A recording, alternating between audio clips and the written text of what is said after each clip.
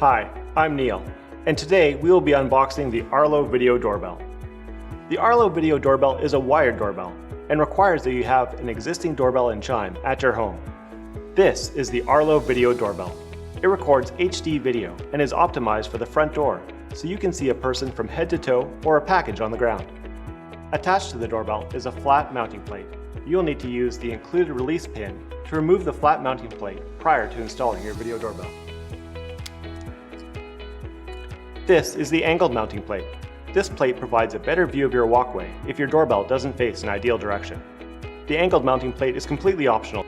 Here's the power kit. This will be installed and connected to your existing doorbell chime. This is the screw kit. And here are wire extensions if you need longer wires to install the doorbell. The Quick Start Guide helps walk you through the initial setup steps for your Arlo Video Doorbell. Please check out our installation video for information on how to set up your Arlo Video Doorbell.